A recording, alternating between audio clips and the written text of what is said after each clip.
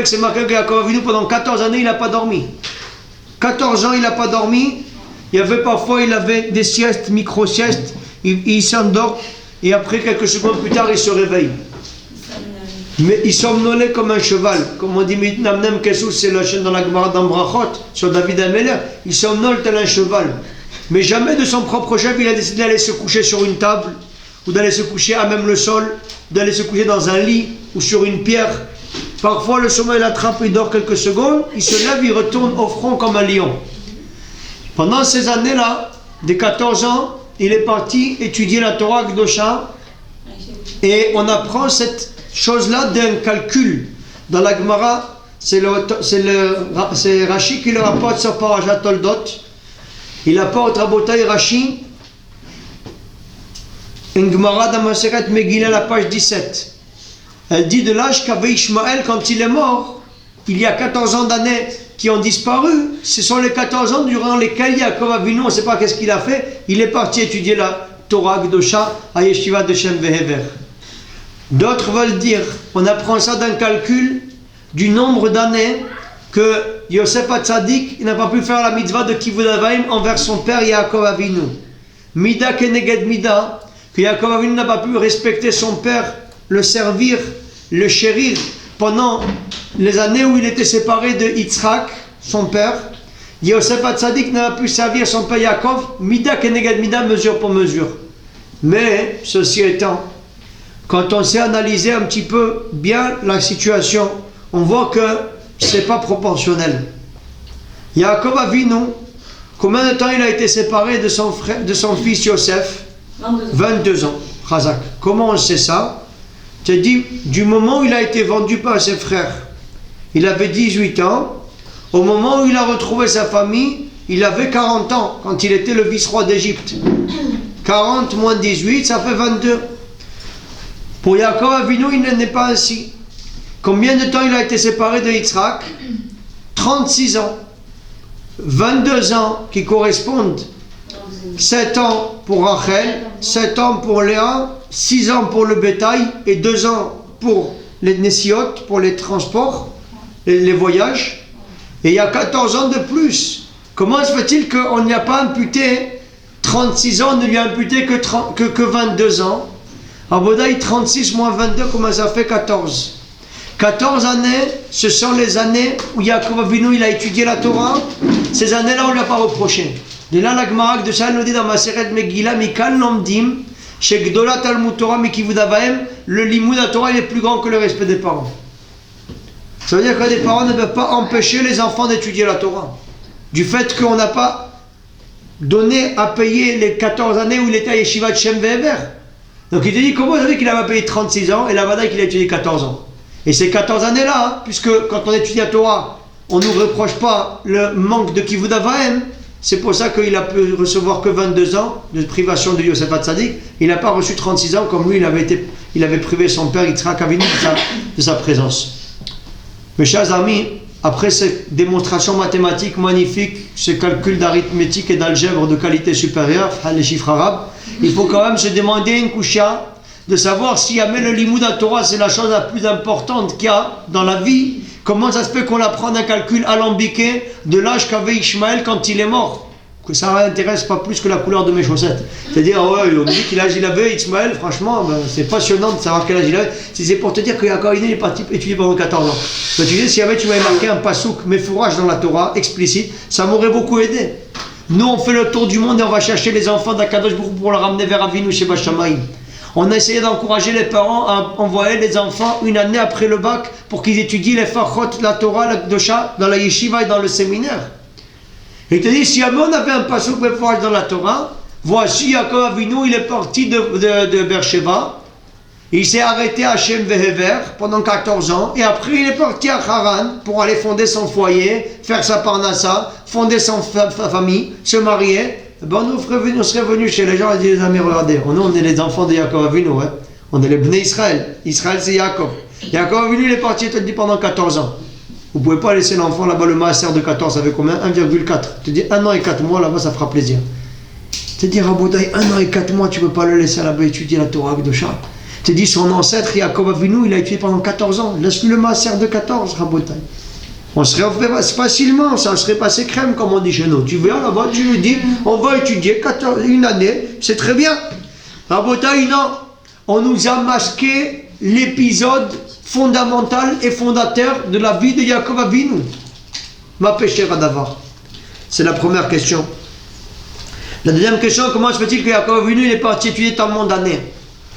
L'étude dans les yeshivot a entraîné beaucoup de polémiques pour tous ceux qui ne se sentent pas enfin en adéquation avec la vérité et qui refusent de se remettre en question. L'utilité même des yeshivot, elle a été fort controversée. Souvent on entend des discours, malheureusement, qui sont aujourd'hui le lot de tout un chacun. C'est la raison pour laquelle le pays est paralysé depuis plusieurs mois, où il n'y a pas de majorité au Parlement. C'est une crise politique sans précédent dans toute l'histoire. Quelque chose d'incroyable, qu'il y a des gars qui sont là pour lutter, Rabotai. Ils luttent comme des lions contre la Torah Akdosha et contre Akadosh Baruch Hu et contre la diffusion des Gvot Shamaim. Leur seule vocation et leur seule volonté, c'est de faire en sorte d'éteindre la lumière, d'éteindre le Esh à Torah, d'éteindre le nom d'Akadosh Baruch Hu et de vivre dans un état laïque comme tous les autres états du monde. Et il t'a dit, ces gens-là, il t'a dit, mais qu'est-ce que tu fais dans tes yeshivot et dans tes séminaires? Qu'est-ce que tu chauffes les bancs? Va te rendre utile à la société. Va prendre des armes, mets-toi dans la high-tech, mets-toi dans les start-up, sois toi-même quelque chose à la société israélienne. On comprend donc, Rabotai, que cette question-là, Yaakov Avinu, il est parti étudier, pourquoi tant d'années? À quoi ça sert d'étudier tant? Tellement d'années, Rabotai. Ça, c'est la première question, c'est la deuxième question qui se pose. D'ailleurs, cette question, elle est renforcée par une autre question qui était posée par notre maître, notre lumière, Rab Moshe Kaplan, chez Yechie. Le Rav lui demandait, à quoi bon étudier tellement d'années? Notre maître, notre lumière, Abraham Kanievski, nous on ne le connaît pas d'hier ni d'avant-hier, on le connaît depuis plus que 15 ans. C'est-à-dire c'est le même Abraham Kanievski 15 ans avant et 15 ans après. Et il y en a qui le connaissent avant nous, pas depuis 15 ans, depuis 20 ans, 30 ans, 40 ans et 50 ans. Et c'est le même Abraham Kanievski a priori depuis 50 ans et aujourd'hui. C'est-à-dire peut-être l'entourage proche qui peut te dire des différences sensibles, qui connaît un petit peu, il est plus baki un peu dans la Gemara, un peu plus baki dans le Shulchan Aruch, il va prier un peu plus longtemps, sa barbe est un peu plus longue, un peu plus blanche. Mais est-ce que ça, Rabotai, cette stagnation apparente, elle justifie tellement d'abnégation, tellement d'efforts acharnés pour l'étude de la Torah? Yomam Vala, il a des années, et tu vois, mais c'est le même Rapraim 50 ans avant et 50 ans après. Donc la question qui te demande, Rabotai, elle a du sens. À quoi bon étudier la yeshiva Akdosha, dans le séminaire, dans les makom Kadosh et Tahor, si jamais tu es exactement le même avant qu'après, a priori, on n'a pas changé. À quoi bon faire une chose pareille, d'étudier la Torah? Pour répondre à toutes ces questions, mes sœurs, on va apporter un yesod magnifique de Pirkei Avot, 3e chapitre. Amar Rabbi Elazar ben Azariah. כל שחוכמתו מרובה ממעשיו למה הוא דומה? לאילן שענפיו מרובים ושורשיו מועטים ורוח באה ועוקר טובה הופכתו על פניו. Celui qui a plus de sagesse que de bonnes actions, à quoi ressemble-t-il? À un arbre majestueux en apparence, avec beaucoup de branches, mais avec des racines qui sont peu profondes. Le moindre vent, il suffirait à le déraciner. Aval, kol meshemaasav merubim mechormato lema הוא דומה? לאילן שענפיו מועטים ושורשיו מרובים, שאפילו כל הרוחות שבעולם באות ונושבות בו, elles מזיזים אותו במקומו. Celui qui a plus de bonnes œuvres à son actif que de sagesse, à quoi ressemble-t-il? À un arbre garni de peu de branches, mais aux racines très profondes. Tous les tsunamis du monde et les vents ne suffiraient pas à le bouger de son tronc. Son tronc est bien enraciné. Les racines vont le protéger au moment où il y a des tsunamis qui sont en train de souffler. Rabbi Elazar ben Azariah nous dit ici qu'Adam et Sadeh, cet arbre-là, c'est un arbre des champs, c'est l'homme. L'homme, Rabotai, il peut être de deux façons. Il y a des hommes qui sont très impressionnants. Ils ont beaucoup de diplômes, beaucoup de corps dans leur arc. Dans le CV, tu vois 16 diplômes en même temps qu'il a passé là-bas en alternance, et là-bas d'un côté de l'autre. Il est Princeton University, il est Harvard, il est Buffalo, il est là-bas Polytechnic School of London. Le type, il t'en met plein la vue, des triples LMD, des doctorats, des trucs de physique nucléaire. Il est tellement de trucs, il ne sait même plus qu'est-ce qu'il a fait tellement il est là-bas. Ah, Bouta, tu le vois là-bas, il a des branches de qualité supérieure, il est majestueux. Aval ses racines, Rabotai. Où elles sont ces racines? On peut faire les deux aussi. À l'inverse, On peut faire les deux. il existe Rabotaï, devant les caméras, on ne pose pas de questions. Après les cours, les attachés. Non, il coupe. Hein? Ah, c'est coupé? Ça va, ça fait plaisir alors. Ça fait, si jamais c'est coupé, je vais vous envoyer des tarifs de qualité supérieure. Si vous me dites qu'ils ne filment pas, vous allez recevoir sur la tête. Moi, j'ai tête. Qu'est-ce qui se passe? Ça coupe? Adieu. Il dit Rabotaï. Je plaisante. Hein. J'ai peur de personne. Jusqu'à présent, enfin, si vous croyez que c'est vrai, que vous ne me connaissez pas. Celui qui veut, il vient, je mets une planche à japonaise. Avec plaisir. Rabotaï, écoutez bien cette leçon-là. Il te dit, il y en a d'autres. Ils ne payent pas de mine, c'est des gringalets. Ils ont des arbres rachitiques là-bas, c'est des sauvaillants de la prairie là-bas, ils mangent du riz, tu les vois, leurs branches, leurs fruits, ils ne payent pas de mine. Tu les vois, tu as envie de lui donner la pièce à la tzedaka. Mais il te dit, Rabotaï, les racines qu'il a enracinées, elles sont puissantes, elles sont profondes, elles sont enracinées d'une façon extraordinaire. Il y a deux types de personnes. Celui qui impressionne et qui amuse la galerie, celui qui ne paye pas de mine. Il t'a dit, tu sais quand est-ce que tu vois Rabotaï la véritable grandeur d'une personne? C'est au moment de l'épreuve. Quand il a des problèmes de parnassa, quand il a des problèmes du shalom bayit, d'éducation des enfants, des problèmes de santé, c'est là que tu vois. Quand il a le vent en poupe, il est sur le New York Times, il est sur l'Explorateur et le nouveau observateur de Tcharbeb là-bas, il est sur la presse, voici, voilà, Gala, bienvenue à Galasunga, dans la presse et dans les médias, il s'est fait mousser, il t'a dit là, c'est pas là. Il t'a dit quand quelqu'un, il est éprouvé qu'il a des nissionat, des difficultés, qu'il est capable d'être Omed Benisayon. La personne, tu vois sa grandeur dans sa Amida Benisayon. Comment il tient face à l'épreuve, c'est là que tu vois si la personne, elle est vraie ou elle est fausse. Est-ce qu'elle est grande ou elle est petite? Quand tout va bien, c'est facile de faire semblant. C'est facile de faire là-bas, de parler chinois et de jouer un rôle et d'afficher là-bas une vitrine devant les gens, mais ce prochain de là-bas, tu es aux antipodes de ce que tu montres dans ton image quand tu te trouves là-bas seul face à toi-même. Quand tu te trouves là-bas dans les nissionotes, tu peux voler complètement à la dérive. Il t'a dit, le type là-bas, il vient, et d'ailleurs c'est ça qui est malheureux aujourd'hui. Tu vois là-bas les gens, ils disent, ouais, tu leur dis, allez Khaboub, tu vas venir étudier la Torah de Champ. Tu viens avec nous à Torah d'Israël l'année prochaine, on va mettre le feu, on va étudier, ça va être le Hesh. Je dis, Rabbi, c'est pas possible, il y a la nouvelle réforme et tout ça, si jamais on va, on pourra plus faire la médecine, et on peut pas rentrer dans Links et dans l'Aix et dans toutes sortes de tarboulottes là-bas, des nouvelles écoles là-bas de Assas et de Polytechnique School of London et des mines et des ponts et chaussées, où ils dorment sous les ponts là-bas, et toutes les écoles de Rabbi, on pourra plus rentrer dans ces endroits-là. Rabotaï, ils n'ont pas compris les gars. Il est capable de sacrifier toute sa vie spirituelle pour sa vie matérielle. Ce qui compte, Rabotaï, pour lui, par-dessus tout, c'est la situation. Ouais, il faut avoir une situation. C'est de la Vodazara, Rabotaï. Les gens qui viennent sacrifier leur situation spirituelle pour leur situation matérielle, c'est pas une Avodazara plus grande que ça. Ça veut dire qu'il y a quelque... C'est quoi Avodazara? C'est quelque chose qui prime, qui a primauté sur la Torah. Quelque chose qui est un service étranger, un culte étranger. Ça veut dire qu'il y a quelque chose qui passe avant la Torah Kdosha. C'est Nora Vayom. Les gens, ils viennent, ils te disent, oh, pourquoi tu vas pas à la Yeshiva, pourquoi tu vas pas au séminaire?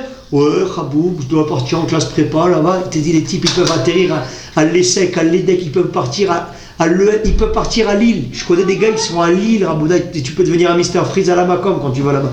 Tu sais quelle température il fait là-bas? Il te dit, à Lille, ils habitent. Où elle est la Keïla? Le gars, il habite à Dunkerque, là-bas. Ils sont partis à Madrid, les types. Je ne sais pas si vous imaginez ce que c'est. Ils sont PHés dans les prairies totalement, les gars. Tu dis pourquoi? Tu te dis l'archétype. Le paroxysme de notre vie, c'est la carrière. C'est combien on va gagner, quel métier on va faire, quelles études on a, combien on peut mettre sur notre CV. Tu te dis, tu arrives dans une réunion familiale. Qui c'est qui amuse plus la galerie? Qui c'est qui impressionne plus les uns les autres? Tu dis, c'est celui qui est là-bas rentré dans les grandes écoles de commerce, celui qui a un doctorat là-bas en sciences politiques ou en physique nucléaire ou en maths, où ils sont à la maths, les gars, ils sont en maths appliquées, ouais, ils sont à la maths. C'est qui? Ouais. Et après tu vois, regarde ta cousine Kimberly et tout. Elle n'est pas partie avec les nonnes et les sœurs là-bas du monastère de Berachel Myriam et tout. Franchement, que vous faites là-bas? Il n'y a que des filles. Ouais, il n'y a que des filles, Khaboub. Mais qu'est-ce que on étudie à Torah? Alors là, ils deviennent fous. Quand ils entendent des filles étudier à Torah, ils pètent les plombs totalement. Il te dit, mais regarde, est-ce que ça c'est une valeur ajoutée sur ton diplôme, sur ton CV? Est-ce que tu crois que tu vas être dans le marché du travail recruté plus parce que tu vas dire que tu étais une année en écoutant là-bas des gouttes de lumière pour l'éternité, des shiurim là-bas sur la cache-route et sur toutes sortes. Qu'est-ce que ça va t'apporter dans ta vie d'être allé dans cet endroit-là où vous êtes enfermés tous avec vous êtes complètement coucou. D'ailleurs, tu arrives toi et tu as été mouche pas de ça. Ah vous voyez, chacun d'entre nous, on est influencé et influençable. On est influencé par ça. Tu arrives là-bas à la table de famille, tout le monde commence à dire là-bas sur le CV, ouais, moi je fais tel et tel truc. Et ouais, franchement, tranquillou, Marilo. Et toi, tu arrives, c'est ton tour de je passe au suivant. Tu te dis, Pouba, tu dois avoir une fierté démesurée de dire ça. Je dis, j'ai trop honte de ça de vous dire parce que je suis très humble et tout. Bon, je vais quand même vous le dire. Bon, ne tombez pas dans les pommes tout de suite, je suis au séminaire, je suis à la Yeshiva. Tu dois sentir à Botaï. Quand quelqu'un te demande qu'est-ce qu'il fait ton mari dans la vie, j'aime pas m'enorgueillir en public et ça, c'est difficile pour moi de dire et tout. Voilà, mon mari, c'est un vrai. Mon Hachem, il étudie au collège. Je sais, vous vous sentez mal, vous voulez peut-être boire un petit verre d'eau parce que c'est un peu. À Botaï, il faut sentir Vaïkba Libo Bedarki Hachem, sentir la fierté qu'on a d'être Baruch Hachem à la tête de tout le clan d'Israël, d'être l'unité d'élite de Kutchabrichou, d'être la couronne de gloire d'Akadosh Nezer Abri à la couronne de la création. Vous savez ce que c'est le sroud d'étudier la Torah? Et les gens, ils nous voient là-bas, ils te regardent bizarrement, ils te disent, Chaboub, t'inquiète pas. La cousine Kimberly, quand elle va avoir là-bas des tarboulottes et des problèmes là-bas de famille, des problèmes de parnassa, des problèmes de toutes sortes, c'est là-bas qu'on va voir la différence entre la tzadika qui est partie se construire sur les racines, sur la partie cachée, sur le chelek anistar de sa personne, et l'autre qui est parti comme une bombe. Rabotaï, dans la vie, il y a deux types de personnes. Il y a le chemin qui est long mais qui est court. Il y a le chemin qui est court mais qui est long. Il y en a qui partent comme des bombes. Elle là-bas, le lièvre dans le meeting d'athlétisme. Vous savez ce que c'est un lièvre? Le lièvre, c'est celui qui part comme un genou là-bas. Il part très vite pour motiver et stimuler les troupes. Et il commence, il a fait là-bas un tour d'avance, 2 tours d'avance, il a fait comme ça et ça, il a fait des sprints. Raboub, la Torah de ça, c'est pas un sprint, c'est une course de fond. C'est de l'endurance.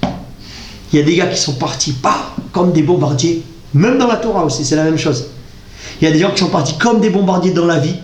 Ils n'ont pas voulu perdre leur... J'ai pas envie de perdre une année, tu connais les gars, c'est magnifique, c'est la seule année de ta vie, Raboub, que tu n'as pas perdu toute ta vie, tu l'as perdu à étudier le théorème de Thalès, qui était la grand-mère de Pythagore là-bas, Isobaris entre le Kilimandjaro, le Burkina Faso, la Rasputitsa, des trucs, vraiment ça va te servir là-bas, de le compter là-bas, le rapporteur, l'Aïhmo là-bas. Si j'ai demandé, ça fait des années, Rabouda, ils avaient plus que 13 ans que je tourne dans le monde entier, ou je sais pas combien d'années, 15 ans, ou je sais pas combien de temps.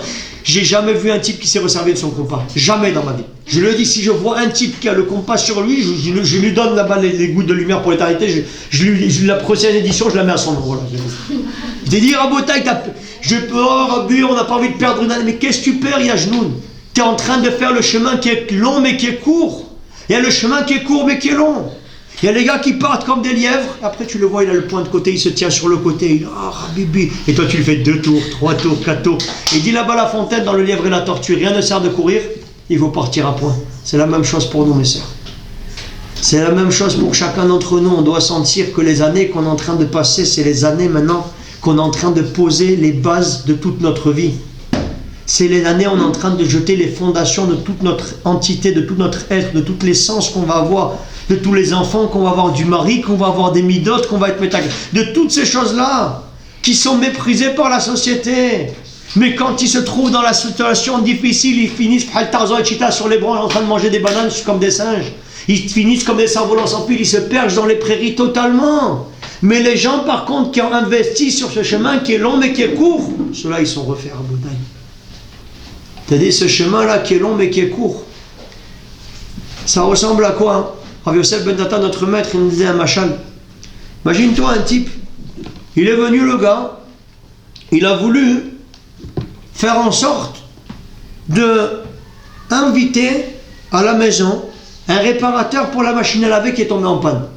Il appelle la boule de Fort Boyard, monsieur propre avec la boucle d'oreille, de qualité, molosse. T'es qui, Rabou? Qu'est-ce qui se passe là? Où c'est qu'il faut dépanner? Oh, la machine à laver, elle est là-bas. Ah, là, cette machine, t'inquiète pas, j'en fais mon affaire. Le gars, il arrive des coups de coude, des manchettes, des blanches japonaises, des voilà. Il prend là-bas des marteaux, il défonce là-bas la porte. Le gars, il dit, j'en ai vraiment pour mon argent là. Vraiment, le type, il travaille à l'heure, mais là, il est en train de suer, il est en train de suffoquer, il a la goutte de transpiration, il est à l'envers. Tu le vois complètement défoncé. Tu dis, franchement, là, vraiment, là, ce type-là, j'ai bien fait de le mobiliser. Vraiment, c'est un type qui est solide. T'as dit Léo Matzet t'amène un autre là-bas. Un petit intello avec les chaussettes Burlington, avec le petit short et les lunettes de Khazanich. Le premier de la classe, quoi, le blaireau de service. Il arrive, il dit excusez-moi, s'il vous plaît, là, vous auriez la notice. La notice, c'est quoi ça? Je parle pas le latin, c'est quoi cette notice-là? Oui, la garantie, ce qu'on met avec la garantie. Oui, ouais, il sort là-bas avec le perroquet multicolore, il faut enlever là-bas toutes les couches de poussière. Qui est dans cette pièce a déjà ouvert une notice dans sa vie? On est intelligent, on n'a pas besoin de la notice, on est chachamim. Il te dit la notice. Je te dis la notice là. Le gars commence à s'asseoir et commence.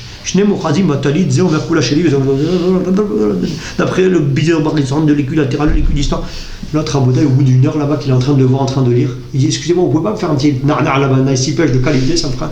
Attends, j'ai pas compris, toi, Yajnoun. Regarde l'autre comment il est en train de transpirer, et toi, t'es en train de passer. T'es venu là pour lire, tu veux pas le Picsou Magazine, t'es entier, Yajnoun. Qu'est-ce que t'es en train de faire avec ce livre-là? Il t'a dit excusez-moi, juste je vous demande une chose. Déjà, l'autre, il est en train de me rendre fou avec tous les trucs qu'il est en train de. Dites-lui juste qu'il est pas en train. Et qu'il arrête un petit peu les dégâts parce que j'ai peur qu'il casse tellement que même la notice, elle pourra pas nous aider. Parce que la notice, elle parle pour des gens normaux, mais là, il est en train de faire. Si vous pouvez lui dire d'arrêter, là, ça fera déjà. Et on arrête l'hémorragie, ça c'est un. Et d'ailleurs, si vous pouvez me laisser me concentrer encore un petit quart d'heure, et après, je suis à vous. Ah, vous le type, il termine. Et regarde le truc, il dit attention, aide-moi. 1, 2, 3, 4, 5, 6, 7, 8, 9, 10 boutons. Et ça commence à se remettre. Ouais, vous êtes un génie, vous êtes Baba Saleh, je vais vous en. Mais j'ai lu la notice à Bourrico. La notice, Rabotaï, c'est elle qui me montre comment il fonctionne. Rabotaï, Akadosh Borou, Istakel, Boraïta, Boré Alma. Il a regardé dans la Torah, il a créé le monde. La Torah, c'est l'oxygène du monde. La Torah, c'est le monde. La Torah, c'est le plan de la construction du monde. Tu veux savoir comment ça fonctionne un homme, un enfant, une femme? Tu veux savoir comment fonctionne une belle-mère, des parents, des enfants, des voisins, toutes sortes de gens. Tiens, on est en train de perdre tous les gens là au fur et à mesure. Là, ne laissez pas tous là dans la pièce. Dites aux autres aussi que je les aime bien et qu'ils reviennent. J'aime en bouteille, tu entends ce qui se passe ici. Il te dit, les gars, il vient, il te dit, ça c'est le plan de la construction du monde. Tu es en train de t'asseoir. Et les gens ils te voient, ils te voient, le pauvre et tout ça, ben écoute, il va condenser tard les études, comment il va faire franchement, tranquille Marilou, comment il va faire pour rentrer dans la vie active, si jamais il n'a pas fait là-bas les grandes études, Raboub, tu es en train d'étudier le plan de la construction de la vie. Tu crois que c'est dans les universités qu'on étudie à devenir un père de famille, une mère de famille, une épouse, une belle-fille, une belle-sœur, une voisine, une associée, une concurrente? C'est dans la Limud Torah. C'est dans l'école de la vie qu'est les shivot et les séminaires. C'est ici que tu apprends à être un ben Torah, une bat meler. Si jamais on ne s'est pas construit et qu'on ne s'est pas façonné. C'est-à-dire, moi je vous dis, à Bodaï, devant le Kissé à Kavod, j'étais à l'université. Je peux vous dire que là-bas j'ai appris ce qu'il fallait ne pas être. J'ai appris le contre-exemple. J'avais des professeurs en liberté publique et en droit international humanitaire. Les gars, ils t'expliquent là-bas toutes les déclarations de droits de l'homme du citoyen de 1789 et la Convention européenne des droits de l'homme. Des génies rabotailles, des types qui étaient bâquis, qui savaient par cœur. Ils arrivent avec des polycopes là-bas, avec des caddies plein de polycopes. Il n'a jamais ouvert un polycope, c'était un génie, le type, il connaît tout par cœur. C'était un génie, le gars. T'es dit, t'expliques le gaz moutarde et la préservation des pandas en milieu amazonique là-bas, qu'il faut faire la préservation WWF et tout ça. Enfin, touche pas à mon pote Malek Boutier, les siens. Il te dit là-bas, faites gaffe aux pandas. Il t'explique la préservation de la dignité humaine et il est accusé d'avoir assassiné sa femme. Il te dit, le type Rabodaï qui te défend les droits de l'homme, il est accusé d'avoir assassiné sa femme. Il a écrit un livre sur le crime parfait. Ils n'ont pas assez de chefs d'accusation. Tout le monde est convaincu que c'est lui qui l'a tué. Ils n'ont pas suffisamment de chefs d'accusation. C'est normal, il est prof de droit, le type. Donc il a pu se couvrir avec toutes sortes de pièces à conviction qui s'est débarrassé de ça. Professeur Viguier Rabodaï à l'Université des sciences sociales de Toulouse 1. Vous pouvez aller voir si un jour vous avez de passage. Il t'a dit des gars qui sont des génies, mais qui sont aux antipodes, qui sont l'antithèse de ce qu'ils disent être. Fais ce que je te dis, mais ne fais pas ce que je fais. Et il t'a dit, Rabotaï, ça c'est le malheur dans lequel on vit aujourd'hui. Je leur ai dit, hier j'étais à Ranana, je leur ai dit, il y a des gens qui prennent les enfants et les mettent à Ostrovski. Je t'ai dit, comment ça se fait? Je t'ai dit, ils te les mettent dans des écoles là-bas, j'ai pas envie de citer des noms pour ne vexer personne. Ils te les mettent là-bas, oh non, on va pas les mettre là-bas, à Aix-les-Bains, voyons voir et tout ça, le niveau de rôle laisse à désirer, Khabou. T'es qui, frère? T'es qui, Jean-Mi? T'es qui, Amarboul? T'as pas compris quelque chose? Akadosh Baruch Hu, c'est lui qui donne la parnassa. C'est le Melech Malcham Lachim, le patron de l'univers, c'est lui qui t'ouvre toutes les portes. Plus t'es tsanoa, plus t'es pudique et plus tu as le mérite d'avoir le canal de la bracha qui vient chez toi pour ton mari, pour tes enfants, pour ta famille. Et la siyata d'Ishmaïa, elle est là parce que tu te cours bien la tête, parce que tu n'es pas provocante et provocatrice, parce que tu n'as pas des habits qui sont cintrés là-bas de 13 tailles de moins, parce que tu as rabotaille, pas des habits bariolés, frère, un caméléon qui s'est échappé là-bas de son Arikel du zoo, parce que tu fais en sorte d'être une bat mélère, une princesse d'Israël. C'est ça qui amène le plus grand bracha. Les gens, quand ils arrivent dans les Shidochim, elle a beaucoup d'Irat Shamaim. Ouais, ça veut dire l'Irat Shamaim, c'est le pognon. Et il t'a dit à Rabotaï, quels sont les midot. Il t'a dit là-bas, ils ont un peu zaza. Et il t'a dit à Rabotaï, c'est Nora Vayom. La première question qu'il te pose aujourd'hui, les gars, il dit, elle fait quoi? Il t'a dit Rabotaï, c'est pas qu'elle fait quoi, ça veut dire combien elle gagne par mois, ça veut dire, t'entends ce que c'est? Elle gagne combien par mois, c'est ça ta question? Il t'a dit, demande si elle a fait un bon séminaire. Demande si elle était sérieuse au séminaire. Demande si elle n'avait pas un téléphone qui était caché quelque part. Demande si elle avait de l'amour pour les gens qui étaient autour d'elle et qu'elle était bonne avec toutes ses copines et qu'elle les encourageait dans le chemin d'Hachem. Demande si elle a des bonnes midotes, qu'elle a de la tsniout, qu'elle a de la dirat shamaim. C'est ça, Rabotai, hiot saron. C'est ça qui va t'enrichir. C'est pas combien elle gagne par mois et dans quel emploi elle est, dans quel parnassa elle est et quelle étude. C'est secondaire tout ça. Akadosh Baruch Hu, c'est lui qui donne la bracha. Les gens, ils mettent les enfants dans des écoles d'Ostrovski. Pourquoi? Oui, là-bas, au moins, c'est un rôle de qualité supérieure. Mais qu'est-ce qu'on en a en faire, Rabotai? Tu crois que ça va te changer quelque chose? Si jamais tu as eu 18,5 ou tu as eu 19 en maths au bac, ouais, franchement, si tu as eu 18,5, alors là, tu vas voir, tu vas être là-bas devant Itzkovitch en train de faire la manche devant là-bas les cibleurs. Mais si tu as 19, là-bas, par contre, tu seras un king. Rabotai, c'est des bêtises, tout ça. T'es dit pour pouvoir éduquer des enfants, pour pouvoir faire grandir son mari, pour pouvoir faire en sorte d'être quelqu'un de bien autour de soi. C'est des choses, Rabotai, qui sont intérieures. C'est du travail sur les midot, c'est du travail sur l'intériorité, sur la pnimiout, sur l'essence de la personne. Et malheureusement, aujourd'hui, les gens ils sont complètement dupés par la société de mass média de consommation. Vous savez, moi, quand je suis arrivé dans la Torah, j'ai eu le srout, ishtabar, chez Molahad, Kacha, il m'a éclairé les yeux. Quand j'ai raconté dans les livres des gouttes de miel poétalité, mon père était malade. Les médecins, ils ont dit qu'il avait 6 mois à vivre. J'étais en maîtrise de droit international. Après, j'ai vu que j'étais entendu international. Je me suis dit, dans le vrai droit, avant, je t'apparte chez nous. J'aurais pu être avec Kofiana, des Bankimou, le frère de Sushi West.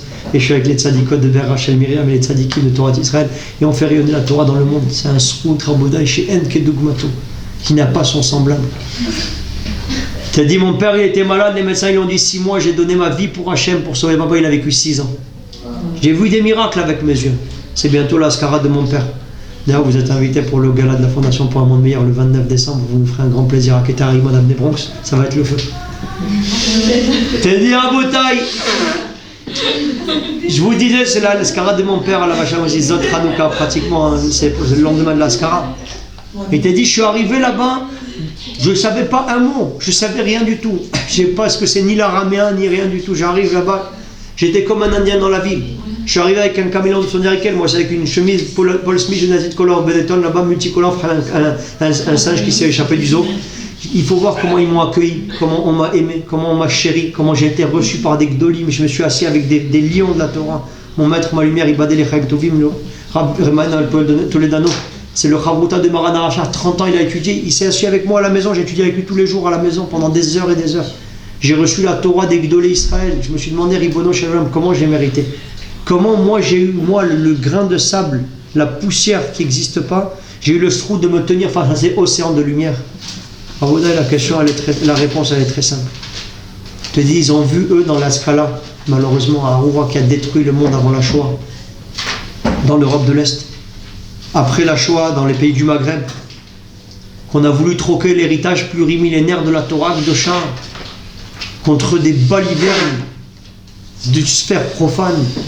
Qu'on te dit, celui qui étudie là-bas Molière et Baudelaire et Ronsard et Van Gogh et Amadeus Mozart là-bas, les soulards de la prairie qui se mettent des rails de coq, qui se jettent là-bas, elle parle de Picasso, de la peinture et qui dit c'est de l'abstrait. Vas-y, dis-moi, c'est le mot de Chrome de Whiteman, il n'a pas dans la scale le type. Il ne sait pas ce qui se passe. Ouais, tu peux pas comprendre, c'est normal, il faut se mettre là-bas, il faut fumer du Maroc pour parler avec les oiseaux, pour comprendre ce qu'il y a là-bas sur la... Il te dit, celui qui connaît Mozart et Shakespeare et Paloma là-bas, il sait te dire qui est l'auteur de cette toile-là. Ah ouais, il est cultivé, franchement, il est déclassé et tout, tranquille, Marilou, quoi. Mais par contre, Rabotaï, celui qui est baki dans Maran, le Shulchan Aruch, ou dans le Rachaim Akadosh, ou dans le Ramban, dans le Rashba, ou dans le Ritva, dans le Yerushalmi, le Bavli, ouais, le pauvre et tout ça, il appartient à la génération des oubliettes de l'histoire. C'est passé, il s'est dépassé, tout ça. Il t'a dit comment, quand t'es baki dans le profane, tu passes pour une lumière, la philosophie des lumières qui a apporté l'obscurité dans le monde.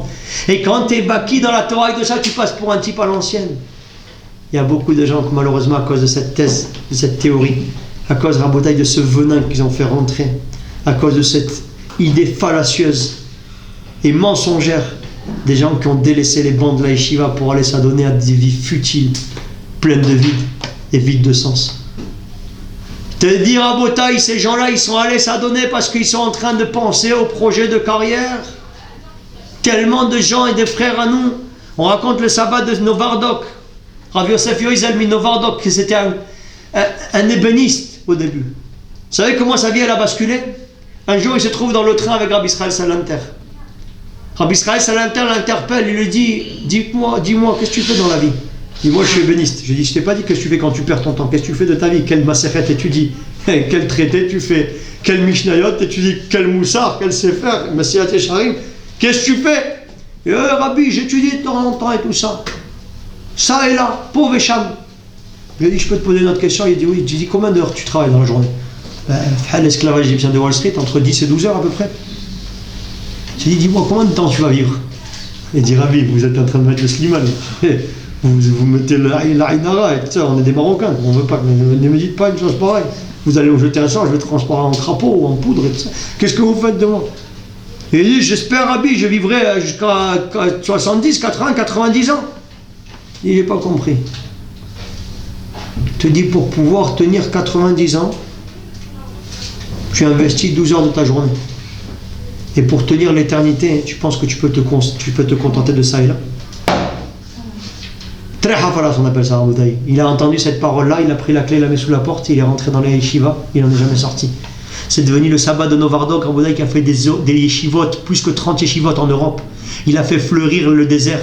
Il a fait revivre le souvenir de nos frères qui ont péri à Treblinka, Majdanek, à Auschwitz et dans toute l'Europe de l'Est. Et il a fait, Rabotaï, sur le cendre de nos frères, il a fait reconstruire le Olam HaTorah. Imaginez-vous, Rabotaï, il serait resté, il aurait fait peut-être le Echal d'une yeshiva. Là, il n'a pas fait le Echal d'une yeshiva, il a construit des générations de tzadikim et de talmidei chachamim de Redorot. Il lui a dit, mon cher ami, il a dit Rabbi Israël Salanter, au lieu de te soucier avec quoi tu vas mourir, avec quoi tu vas vivre, parce que tu sais, il faut gagner sa vie, ouais. Il dit, soucie-toi avec quoi tu vas mourir. Tu dit, tu vas arriver pour l'éternité, qu'est-ce que tu vas avoir, Rabotaï, cette petite Mishnah que tu as étudiée, pauvre Echam. Rabotaï, on peut travailler, on peut faire les études, bien sûr quand c'est dans un cadre de Kdusha et de Tahara, qu'on ne se mélange pas, qu'on ne se met pas dans une situation qui est dangereuse. Rabotaï, il est plus grand d'entre nous, si on se met dans des situations compromettantes, on peut trébucher, on peut tomber, et la fin ne justifie pas les moyens. Regardez dans quelques gouttes de lumière pour l'éternité, dans Parashat Hashavua, le deuxième shiur de Vayetse Vaishlach, il y a un yesod magnifique sur ça. Et il te dit, si tu sais que le canal il est pas tahor, ouais, moi je vais faire là-bas médecine et après je serai là-bas soutenir la Torah de mon mari. Rabotaï, le canal il doit être kadosh pour que la lumière elle puisse se déverser à l'intérieur. C'est impossible que tu prennes des moyens qui soient dépravés pour des finalités qui soient nobles. On n'est pas Robin des Bois qui vole les riches pour donner aux pauvres, Rabotaï. Ce qui nous importe à nous c'est les moyens. La finalité c'est Dieu qui la fixe. Te dire Rabotaï, ça c'est le Yesod Agadol. Pourquoi ils nous ont chéris à nous, Shtabar Shemolad? Parce que nous on a fait l'inverse. On était dans les bancs des universités et on a laissé Alma des Shikra pour venir s'investir comme des lions pour la lumière de la Torah. Et ça c'était quelque chose qui était une revanche dans leur vie. C'est quelque chose qu'ils ont eu tellement de frères à nous qui se sont perdus et qui sont partis dans l'assimilation et qui ont renoncé au principe directeur de leur conscience au nom de la carrière que, comme je disais tout à l'heure, c'est la Avodah Zara. C'est-à-dire aujourd'hui tu dis à une mère que son fils il a réussi le concours d'entrée à Polytechnique, on fait la you, on sort champion sans alcool, la fête est plus folle. Tu lui dis qu'il va passer à la yeshiva, et Rabbi, je vous en prie, vous pouvez faire une bracha pour la réfoua chez les mains de mon fils parce qu'il est un peu fou là, il veut aller à la yeshiva, il est un peu zinzin le pauvre et tout ça. Je crois qu'il a un peu de fièvre, si vous pouvez essayer de le raisonner. t'as mal, t'es mal, tu t'adresses à la mauvaise personne. Mais c'est pas grave, les gars, ils sont tellement perchés qu'ils croient à Bouddha. Il va s'asseoir par terre, bientôt il fait la kriya, il se déchire les vêtements. Il dit comment tu peux sacrifier la spiritualité qui est l'éternité pour la matérialité qui est quelque chose d'éphémère. Alors pour vous, c'est une grande erreur que quelqu'un travaille, un garçon travaille. Mais cette tzadika-là, je peux témoigner devant Akadosh Baruch Hu, je la connais, et c'est pas d'hier et c'est pas d'avant-hier. Et j'ai vu les questions qu'elle m'a posées déjà depuis des années et des années, et j'ai vu la darga d'Yirat Shamayim, et la famille de laquelle elle vient, c'est une tzadikette hors pair. Je peux vous assurer, Raboudai, que les nisyonotes par lesquelles elle est passée, si jamais elle n'avait pas reçu les racines dans le séminaire, aujourd'hui elle serait partie en bibrine totale. Une tzaddiket gmoura, Rabotai, qu'elle m'a raconté des histoires qui se sont passées dans le travail, dans la légèreté, la frivolité, les mœurs dépravées des gens aujourd'hui. Tu peux les voir parfois, même des gens qui se disent et qui se déguisent et qui viennent et qui sont avenants et qui parlent avec les femmes et qui sont ouverts et qui sont légers, qui sont frivoles. Vous ne pouvez pas imaginer comment ça peut partir en bibrine, comment ça peut glisser. Combien ils sont visionnaires, les Gdolim, qui ont dit qu'il faut fuir la mixité comme on doit fuir du feu. Comment ils sont visionnaires, les Gdolim, qui nous disent qu'il faut travailler dans un makom, kadosh et ne pas vivre là-bas dans la... Même si toi tu es sérieuse, il y a des gens toute la journée, ils te mettent le tarif et ils te font des compliments, ils te font là-bas des avances, ils te font toutes sortes de tarboules. Rahman al-Islam, Rabotai, aujourd'hui le monde dans lequel on vit, si c'était pas qu'elle a ses racines et cette irachaï, cette kdoucha, mais où elle serait aujourd'hui? Elle serait partie à Rabotai à la dérive totalement. Hatke Dekar qu'on a décidé, qu'on a été messakem ensemble, qu'il faut quitter le makom de Avoda. Il te dit, tu fais en sorte ce qu'il a dit Maran Aracha, notre vénéré maître, le Rosh Yeshiva de Pognovitch. Il a vu les femmes, Rabotai, qui étaient en train de trop se habiller, les femmes qui étaient en train de trop se moderniser pour pouvoir trouver du travail. Dans le marché du travail, il fallait paraître. Tu vois, Rahman al-Islam, Rabotai, j'ai honte de parler dans les caméras. Mais malheureusement, c'est des choses qui nous atteignent même à nous. Il y avait une femme chez nous à Bnei Bronx. Bon, moi, je mets jamais les pieds à la banque. C'est ma tzaddiket de femme qui fait toutes les choses qui sont matérielles. Moi, je m'occupe de la Torah et des Talmidim, mais bon, des enfants d'Akadosh Baruch Hu. Il m'a raconté un des Chavruta à moi. Dans la banque à nous, il y avait une Kahloucha de qualité supérieure. La sœur de Basile Boli, la cousine d'Abedi Pelé. Il fallait voir comment elle travaillait bien. Elle était zriza, elle était rapide et tout ça.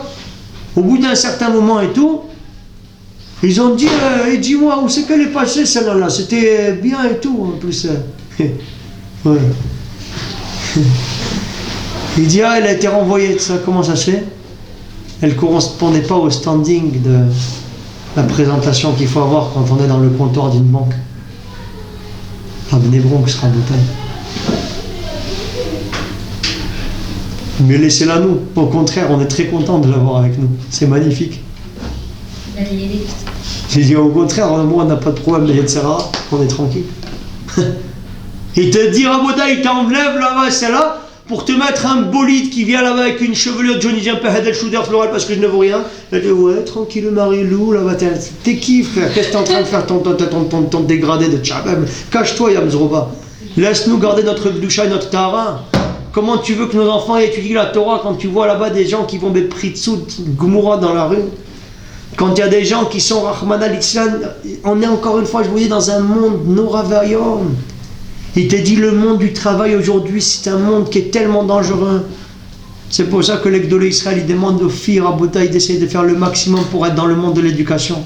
Éduquer les jeunes générations en étant moura, en étant éducatrice au séminaire, en transmettant la Torah, en ayant la tête Rabotai dans les textes de Torah, Gdosha et de Moussa, au lieu d'être dans voici, voilà, Gala, bienvenue à Gala Swinga, et toute la journée de regarder Fashion TV pour pouvoir refourguer là-bas des kilts écossais et des tenues là-bas de Burberry avec là-bas le damier et toutes sortes de choses. Rabotai, The Couple, le sponsor de Torah d'Israël.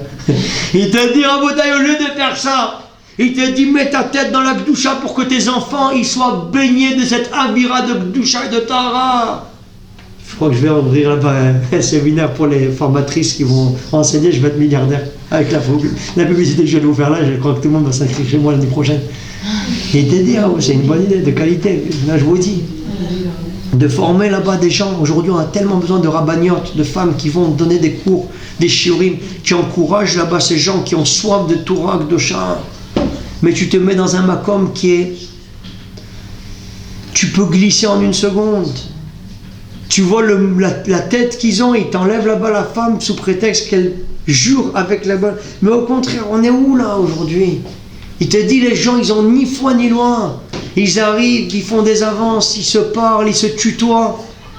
Ils s'appellent par le prénom. C'est assour al-pi halakha. C'est une halakha dans le Shulchan Aruch, Rabotai, je peux vous la montrer si vous voulez. T'as pas le droit de tutoyer un homme.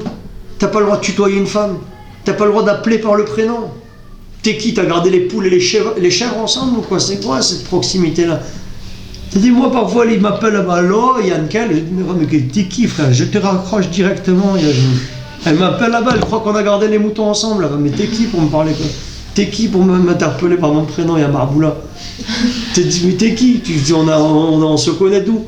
Il te dit là-bas, ils sont volages, ils sont rabotailles déliés, les gars, ils arrivent, ils t'interpellent comme ça. Garde tes distances, garde la pudeur, garde la gdusha, baïchanim, rachmanim, gom les chassadim, de garder les distances. Rabotailles, l'homme et la femme, c'est comme du feu et de la paille, tu gardes pas les distances, tu tombes de façon inéluctable, c'est 1 plus 1 font 2. Il n'y a pas de secret dans toutes ces choses-là. Rabotailles, ça, c'est racines qu'on doit travailler sur nous, sur Chelek Hanistar de la personne. Et avec ça, on peut répondre aux questions qu'on a demandées. On a demandé comment ça se fait que la paracha de Vayetze, elle est en un seul bloc. Comment ça se fait que si jamais Yaakov Avinu, parce que Yaakov Avinu s'est enfui en cachette de son frère. Et ça, franchement, vous nous avez répondu une réponse qui nous est très très édifiante. Ouais, on a bien compris. Il te dit, Yaakov Avinu, entre Yaïché, Yaakov Mibersheva, Vilech Harana, il est parti 14 ans étudier la Torah. Comment se fait-il qu'il est parti étudier la Torah, que c'est la chose la plus importante, et qu'on la prend en filigrane par des calculs arithmétiques d'algèbre très alambiqués dans la Gemara, dans la Torah orale? Dis-le-moi dans la Torah écrite, comme ça il n'y a pas de safek. Troisièmement, qu'on a demandé qu'est-ce que ça sert ce Limoud à Torah si le gars c'est le même 20 ans avant et 20 ans après. Pourquoi il a passé 14 ans à étudier la Torah? Rabotai, la réponse à toutes les questions. Yaakov Avinu, il est parti, Rabotai, Vayezer, Yaakov Mibersheva. Psych, 14 ans, il est parti à Shem Ve'ever, Vayelech Harana. Il est parti accomplir la mission de sa mère qui lui a demandé de fonder le Ham Israël. Avant ça, de partir pour aller fonder son foyer, sa famille, ses enfants, sa parnassa, son business. Il s'est dit, il faut absolument que je passe par l'école de la vie, qui est la yeshiva, qui est le séminaire, qui est le makom, Kadosh et Tahor. Il est parti en cachette de son frère pour se cacher dans la tente. Pour se cacher, pour travailler sur la partie cachée de son être, qui est le Chelek Hanistar, qui sont les racines de la personne. Il n'est pas allé pour aller montrer qu'il a amassé de la fortune, de la richesse, qu'il est connu, qu'on parle de lui, qu'il a des links et des likes et des flammes dans les réseaux sociaux de Instagram là-bas, et de WhatsApp et des terboulottes là-bas, des Facebook, il s'en fout tout ça. Lui, ce qui compte, c'est de trouver grâce aux yeux de Melech Malcham Lachim Akadosh Baruch Hu. Il est parti travailler sur le Chelek Hanistar de sa personne. Et parce qu'il a travaillé sur ce Chelek Hanistar, sur cette partie cachée, sur ses racines, quand il est arrivé à Haran, que c'était à Viavot Atuma, c'était Beverly Hills, c'était Ibiza, c'était Marbella, c'était Rabotai, Las Vegas. Dans Las Vegas, il doit faire sortir les pierres précieuses, les plus précieuses de toute l'histoire de l'humanité, qui sont les Shevatim. Comment tu peux faire grandir des Shevatim à Tel Aviv? Comment tu peux faire grandir des Shevatim à Marbella et à Ibiza? Rabotai, voyez, la paracha El Estouma, elle te décrit la construction de tout le Ham Israël. Et cette construction de tout le Ham Israël, elle est la conséquence du fait que Yaakov Avinu, il s'est enfui en cachette de son frère Esav pour se cacher dans la tente, pour travailler sur la partie cachée de son corps. Et qu'une fois qu'il s'est chargé de cette lumière, il a pu rentrer dans le Chocher et faire sortir la lumière de l'obscurité. Toute la suite, c'est pour ça que la paracha elle est en un seul bloc. Parce que toute cette paracha-là, c'est la continuité des 14 années de vie de Yaakov Avinu qu'il a consacré au Steigen de la Torah. Parce qu'il a étudié comme un lion qui s'est rempli de cette lumière, il a pu tenir face aux invectives du Yetzer Hara. Face à la Touma de Avi Avot, à Touma qui était la Vanarami, la plus grande pourriture que le monde n'ait jamais portée. Tu comprends, Rabotai, ce que c'est? Ah, Azim Ken, c'est tellement important. Comment ça se fait qu'on ne nous l'a pas dit de façon explicite dans la Torah qu'il est parti étudier pendant 14 ans? Parce que ça ne sert à rien de dire. Tu vois le même Yaakov Avinu 14 ans avant et 14 ans après. Marseille, t'as pas changé. Tu connais, t'as pas changé? T'as pas changé. Hein? Ça fait 10 ans que je suis en train de travailler pour devenir meilleur. Tu viens de me casser 10 ans. Ou là-bas, la chante là, change rien. Tu connais, change rien, ça veut dire genre mort aussi Ahmad que ce que t'es maintenant. Et si je devais rien changer, Habibi, on m'aurait pris dans le ciel. Si je suis là, c'est que chez un air d'alouk et Charles Taken. Tant que la lumière elle brille, on peut encore réparer. Il t'a dit à Botaï, 20 ans avant et 20 ans après, c'est le même Yaakov Avinu. Pourquoi on t'a pas dit dans la Torah tout ça? Parce qu'il n'a pas grandi comme ça. Il a grandi dans les racines. Tu peux pas voir la différence, ça sert à rien de dire. Tu dis, oh Yaakov Avinu est parti 14 ans, mais tu les vois, le gars il le voit, mais qu'est-ce qu'il a perdu son temps? Mais qu'est-ce qu'il a fait? Ça sert pas parce que tu travailles sur quelque chose qui est invisible à l'œil nu, ça c'est un. Deuxièmement, on s'est demandé alors finalement cette Torah de chat, elle sert à quoi? Si c'est nous maintenir dans une stagnation pendant des années et des années, est-ce que ça vaut bien la peine de se tuer pendant 14 heures par jour pour gagner de la Torah? Si de toutes les façons on va rester les mêmes. Bien, il y a lieu de préciser, mes chers amis, que toute la problématique qu'on est en train de soulever ici, c'est que pour les années qui suivent les premières années qu'on étudie la Torah. Quand tu étudies la Torah au début, tu vois une métamorphose qui est amorcée sur la personne spectaculaire. Il dit le Meharsha, la Torah elle fait passer le Hmar Bouriko, le frère de Winnie l'ourson de Tigro et de Bouriké là-bas, elle fait passer un âne à un homme, et le Hamala chez Torah, l'effort investi dans l'étude de la Torah, elle fait passer de l'homme à l'ange. Il te dit la métamorphose de l'âne à l'homme, tu peux la voir à l'œil nu, ça c'est les premières années de Yeshiva. On est arrivé avec nos mauvaises midotes, qu'on se sert et qu'on ne fait pas attention aux autres, qu'on salit la salle de bain et qu'on ne nettoie pas, qu'on ne fait pas nos Torah-nouillottes et qu'on est égoïste et qu'on est égocentrique et qu'on pense qu'à nous et qu'on fait du bruit le soir et qu'on crie des chétanes et qu'on fait toutes sortes de choses qui ne sont pas à faire. Il te dit, tu rentres dans la Torah, ça te fait rentrer là-bas de la lumière, ça te fait sortir l'obscurité de ton égoïsme et de ton égocentrisme, tu sors l'animalité qui était à l'intérieur de toi.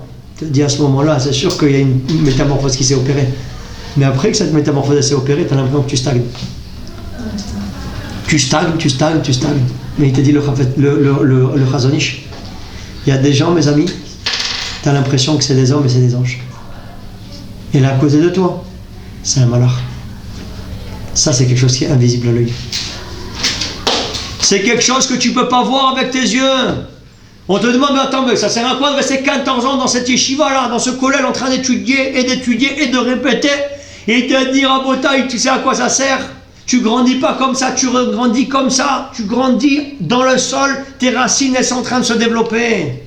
Quand il va y avoir le tsunami, quand il y aura des problèmes de parnassa, d'éducation des enfants, de shalom bayit, de santé, c'est là que tu vas voir. Les Gdolé Israël, ils ont des tsunamis qui leur arrivent et ils sont Omed Ben Isayon comme des lions. Tu vois la grandeur à Botaï d'un palmier, cette même grandeur qu'il a vers le haut, il a vers le bas. Tzadik Katamar Ifrar Kerezale Vonenizge. Si on compare le tzaddik à un palmier, tu dis parce que le palmier il est aussi haut que profond. Tu dis, oh il est haut le palmier, ha bibi. Je t'ai dit, sache que ses racines elles sont très profondes, c'est le tzaddik. Tu le vois comme ça, tu n'as pas l'impression. Tu t'es dit, mais comment il peut tenir?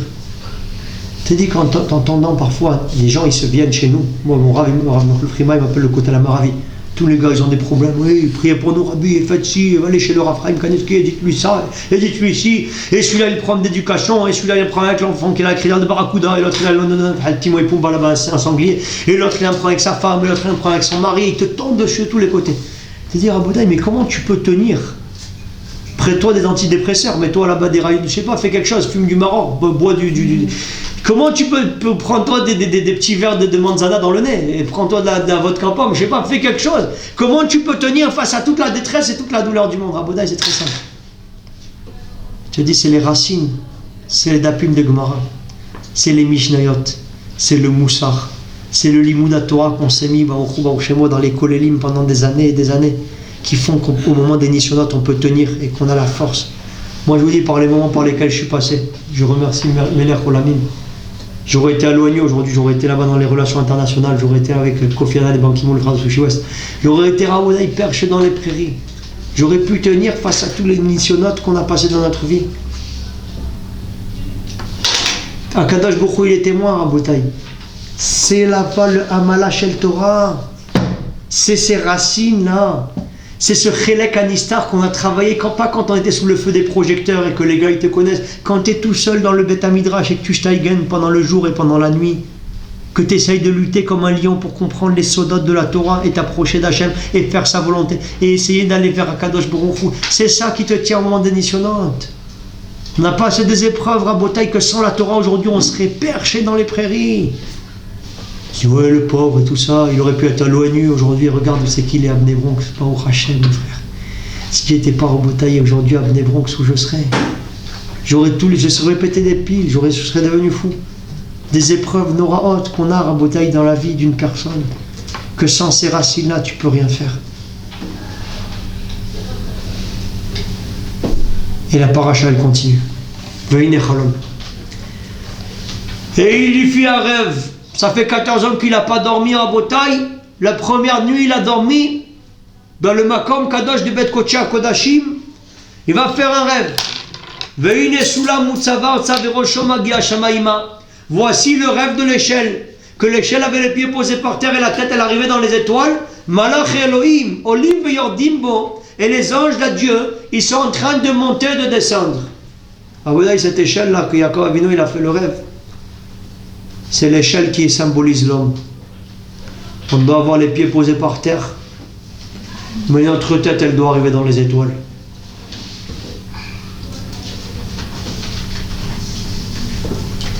Tu dois être connecté avec le monde.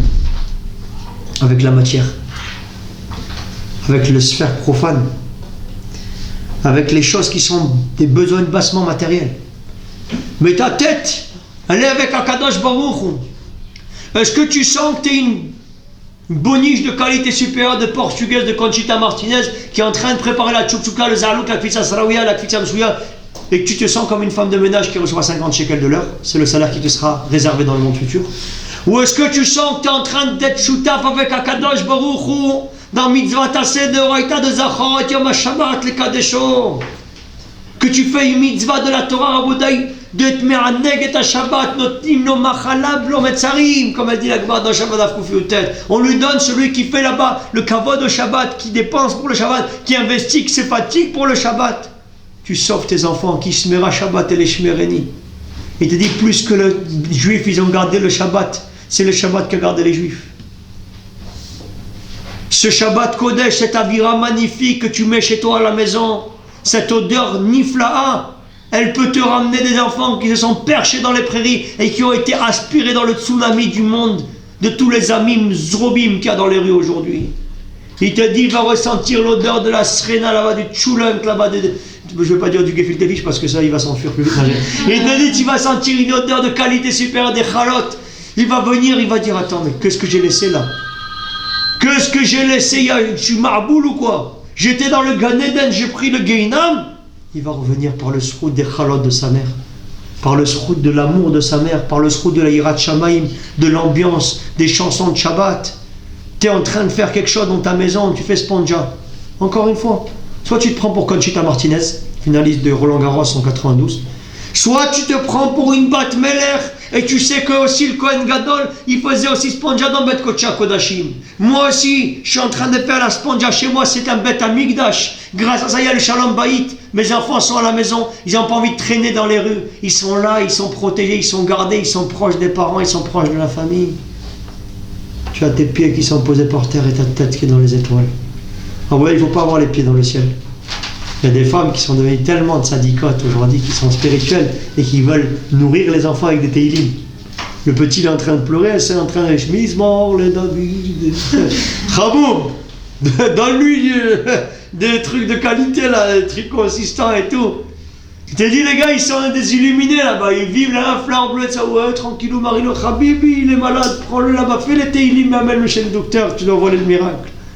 Le petit, il a faim, il ne peut pas se nourrir toi avec les teilim. Toi, tu vis dans le bourré d'eau fraîche, donc avec les teilim, en plus c'est bon pour la ligne, ouais, tu vas te chercher, ça t'as pas besoin. Et de dire, Habibi, toi tu peux faire ça maintenant. J'ai parfois dans une goutte de lumière pour éliminer la journée, j'ai un chiot là-bas sur le rôle des femmes à Kippour. Parce qu'il y a beaucoup de femmes parfois, ils viennent m'interpeller, oh Rabbi, la Torah est misogyne et tout, c'est quoi le rôle des femmes et tout, qu'est-ce qu'on fait nous à Kippour, les hommes ils font 5 filotes, j'ai dit toi tu donnes 5 biberons. Et il te dit, tes 5 biberons à toi, c'est eux qui vont fabriquer un Chafetz Chaim, un Rabbi Israël Salanter, un Rabbi Ortolano et un Baba Saleh. Il te dit, le fait que tu t'es occupé des enfants, les Shem Yichud Kutsha Berichou Shrinte, j'aurais voulu faire la tfila, je suis en train de m'occuper des enfants, je suis patour parce que Asek Minavida Patour Mina Mitzvah, je suis mitkaven de donner dans ce biberon-là cette énergie qui donnera à cet enfant le fait de devenir la lumière de Klal Israël. Rabotaï, la mère de Rabbi Israël Salanter et de Baba Saleh et de Chafetz Chaim, elles aussi, elles ont donné là-bas le biberon. Sulam Utsavartsa Verosho Magi Hashemaima. Tu sors pour aller au travail, tu dis Yeshem Yichud Kutsha Berichou Shrinte. Ribono Shalom, je vais appeler au travail. Pas pour faire ma belle, pour me faire repérer par les Mzrobim qui vont me faire là-bas des compliments, comme je l'ai dit tout à l'heure. Je vais aller au travail pour faire en sorte d'avoir la parnassa pour nourrir ma famille. Que mon mari puisse étudier la Torah. Que mes enfants puissent être au Talmud Torah, qui étudient la Torah et qui veulent faire des Gdolé Israël grâce à ça. À Botaï, là tu gagnes 10 000 shekels par mois. Là tu gagnes des milliards pour l'éternité. Ça dépend de quoi? Rosho Magi Hashemaima. Où elle est ta tête? En fonction de où est ta tête, où est ton corps. Je te dis d'un côté, il ne faut pas avoir la tête dans les bas-fonds de ce monde. D'un côté, il ne faut pas avoir les pieds dans le ciel et y planer complètement et être perché dans les prairies et tout ça. Faites l'amour, pas la guerre, puis c'est love et tout ça. C'est pas ça. Et il te dit, il faut avoir là-bas, et c'est ça la gadlout. J'ai écrit un chiot dans quelques gouttes de lumière pour l'éternité. Notre maître de lumière, Moshe Kaplan, nous a inspiré une parole merveilleuse dans Bereshit. Ça s'appelle le rôle de l'homme dans le monde, transcender la création. C'est un chiot de qualité supérieure. C'est marqué Bereshit bara Elokim et Hashemaim et Haaretz. L'homme il est là, Rabotai. Akadosh Baruch Hu, il a créé le ciel et il a créé la terre. Pourquoi c'est Et Ve'et avec cette épithète? Et Hashemaim et Haaretz. C'est quoi Et Hashemaim et Haaretz? Il te dit Rabotai Et Ve'et, c'est pour te dire que le ciel et la terre c'est aux antipodes et c'est antinomique. C'est deux choses qui ne peuvent pas cohabiter et coexister. Le ciel c'est la lumière. Le ciel c'est les malachim, le ciel c'est la gdusha, la terre c'est la touma, c'est le shed, c'est le satan, c'est les forces du mal. Il te dit, Rabotai, le seul qui est capable de faire transcender la création, c'est l'homme. Parce que lui, il est à la fois matériel et spirituel. Il vient de la poussière de la terre, et il vient, Rabotai, il part, Dieu lui a insufflé un souffle de vie. Donc toi, tu peux transcender la matière, et c'est ça la finalité de la vie. Rabotai, la finalité du monde, c'est pas de devenir des anges. C'est marqué Ve'an Shekodesh Tiuli, dit le Kotzker Rebbe, le rabbi de Kotsk. C'était un génie, un géant et un malach pour le coup. C'est pas marqué malach et Kodesh Tiuli. Tu ne devras pas être un ange saint. An Shekodesh Tiuli, tu devras être un homme saint. Vous savez, c'est marqué dit Khatam Sofer Vaïtaler Chanoch Ve'eneno Kilakach Oto Elokim. Il est parti Chanoch et il n'était plus. Parce que Dieu, il a pris avec lui. Et c'est quoi cette affaire-là? Rashi nous dit, Chanoch, il était très très très tzaddik, mais il était très fragile. Il s'est dit, un beau jour, Akadosh Baruch Hu, il a dit, celui-là, on lui arrête sa mission ici, on va le prendre là-bas en CDI, il finit son CDD, il va partir en CDI, contrat à durée indéterminée dans le ciel, ça va devenir un ange. Ce qu'il a commencé à faire ici, il va le faire là-bas. Imaginez-vous, moi, la semaine prochaine, je viens. Et il lui a dit, Hannah, il dit, Rabbi, vous n'allez pas nous croire. Elle est partie avec des petites ailes, elle nous a dit au revoir les copines, à bientôt, je prierai pour vous là. Elle est devenue un malach. Je leur ai demandé une bracha avant qu'elle parte et tout ça. J'ai mal vu, c'est dommage. Il te dit, tu te rends compte, il y avait une fille qui était avec nous, on pouvait la voir, elle était là, on pouvait même lui parler. C'est devenu un ange. te dire Raoudai Khatam Sofer, il refuse à voir en cela la grandeur.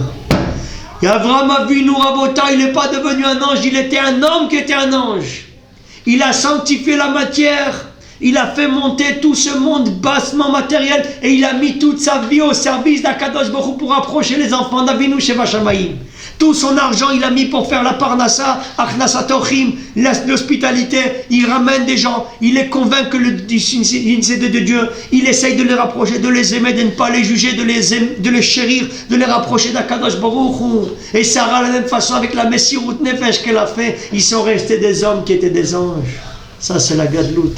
Et tu peux devenir un malheur, c'est pas ça la finalité. La finalité c'est de transcender la matière. Et ça il n'y a que l'homme qui est à la fois spirituel et matériel qui peut faire là-bas la jonction entre le monde d'en bas et le monde d'en haut. Cet homme qui va être donc une échelle qui fait là-bas la jonction entre le monde matériel et le monde spirituel. Mais pour pouvoir arriver à cela mes sœurs, Malachi Elohim, Olim, veyordim. Demande ça va Michael Rav Simcha Zissel, Talmid de Rabbi Israël Salanter. Généralement, les anges, ils sont où? Ils sont dans la terre ou sur le ciel? Ils sont dans le ciel. Donc comment ça se fait qu'ils ont monté d'abord, après descendu? D'abord, ils doivent descendre. Il y a de qualité, ce pompon. D'abord, Abota, il doit descendre. Après, il va monter. C'est quoi ce trafic-là? Malach Elohim, Olim Yordimbo. Abota, regardez bien la réponse, elle est légendaire. Il te dit, toi, Abota, tu es cette échelle qui fait la jonction entre le monde d'en bas et le monde d'en haut. Tu veux réussir à transcender la matière? Yaakov Avinu, avant de partir à Ibiza, avant de partir à Marbella, avant de partir à Las Vegas et à Beverly Hills, il est parti à Shem Vehever, il a fait Steigen pendant 14 ans, Olim, il est monté à Botaï, jusqu'à ce qu'il est devenu un malach. Une fois qu'il a été olé, quand il est descendu, il a fait monter toute l'obscurité, il a fait devenir de la lumière. Mais si jamais il avait fondé son foyer, qu'il avait fait sa parnassa, qu'il avait vécu avec Lavan Avi Avot Atouma, qu'il était aussi grand dans l'impureté que Yaakov Avinu dans la Kdusha, et Yaakov Avinu Bechir Sheba Avot, c'est le plus grand homme de toutes les générations à travers tous les temps. Yaakov Avinu était tellement saint qu'il est derrière Akadosh Baruch Hu Avodai, il y a sa photo. C'est marqué, on a marqué dans une goutte de lumière pour illuminer la journée, un pshat Mechaya Metim, Achen Yesh Hashem Bamakom Hazeh, Ve'anochi Lo Yadati. Assurément, il y a Dieu dans cet endroit. Il a dormi dans l'endroit du Beth Amikdash qui allait devenir le Beth Amikdash, et moi je ne savais pas. Il t'a dit, c'est quoi la différence entre Achen et Anochi? Achen, c'est Aleph, Kaf, Nun. Aleph, c'est Arié, c'est le lion. Kaf, c'est les chérubins, les kérovim. Nun, c'est le Nécher, c'est l'aigle. L'un, c'est le roi de la jungle, Simba. L'autre, c'est le roi des anges, le chérubin. L'autre, c'est le roi des volatiles, l'aigle. Il s'est réveillé à Botaï en sursaut quand il a vu vers Anochi, le Yadati. C'est quoi la différence entre Anochi et Achen? C'est le Yud. C'est quoi le Yud? Yaakov Avinu. Quand il a vu sa photo là-bas, il a dit, je savais qu'il y avait moi je suis devenu le roi des hommes. Je peux m'ériger me trouver derrière le trône céleste dans la photo. Akadosh Baruch Hu, il a la photo de Yaakov Avinu. Je ne sais pas si vous imaginez ce que c'est. Comment il a été Zocher Rabodaï d'être derrière là-bas? Il doit aller construire sa famille, son foyer, faire sa parnassa dans l'endroit le plus obscur du monde. On vient t'apprendre. Si jamais tu n'es pas allé au séminaire à la yeshiva, avant de commencer dans la vie, t'es fini. Tu resteras en bas. C'est la raison pour laquelle c'est marqué Olim Veyordimbo. D'abord on doit monter, on doit faire Steigen, on doit étudier, on doit se remplir de la lumière, on doit se couper du monde matériel, on doit faire en sorte de se charger de cette lumière éblouissante, de façon à ce qu'après, quand on descend dans l'obscurité, on puisse faire monter cette obscurité à la lumière. On puisse faire sortir les pierres précieuses de la couronne d'Akadosh Baruch Hu qui étaient éparpillées dans les poubelles des rues de Haran, de cet endroit Rabotaï de Lavan Avi Avot Atouma. On vient te dire que toute la finalité de la vie de Yaakov Avinu, qu'il a construit les Shevatim, qui s'est marié avec Léa, avec Rachel, Bila et Zilpa, et qu'il a eu là-bas les Shevatim, c'est une continuité de cette alia, que parce qu'il a monté, parce qu'il s'est changé, parce qu'il s'est rempli, parce qu'il a travaillé sur les parties cachées de son être, que personne ne parlait de lui, personne ne le connaît, il arrive, il passe pour un gitan, il passe pour quelqu'un qui a rien, et là-bas ils ont la parnassa et lui il a rien, il s'est travaillé Rabotaï pour monter. Une fois qu'il est monté, quand il va descendre, il a monté là-bas tout l'homme Israël avec lui. Ça veut dire que les années les plus précieuses et les plus chères de la vie de Yaakov Avinu, c'est ça, il va y être Yaakov mi Beersheva, 14 ans, voyez les Harana. Il a compris quand sa mère elle lui a dit d'aller se marier avec les filles de son frère, qu'il fallait qu'il passe d'abord par un crochet, par la yeshiva. Parce que c'est pas possible de réussir à rester un Yehudi Kadosh et Tahor quand on est entouré de Lavan Avi Avot Atouma. Il Lavan Garti, Tariag Mitzvot Shamarti. Il peut arriver après 22 ans qu'il a vécu avec ce mzrob-là, à dire j'ai vécu avec lui. Et ça ne fait pas le fou. Je sais que tu veux m'attaquer. Pourquoi tu veux m'attaquer ça? C'est dit, et ça, il voulait attaquer Yaakov parce qu'il a dit il a dû vivre avec Lavan. Donc il a dû faire des avérotes. Donc la Torah ne le protège pas. Donc je vais lui mettre le tarif. Il dit Chavou, que je t'arrête tout de suite. Il me Lavan Garti. Je suis resté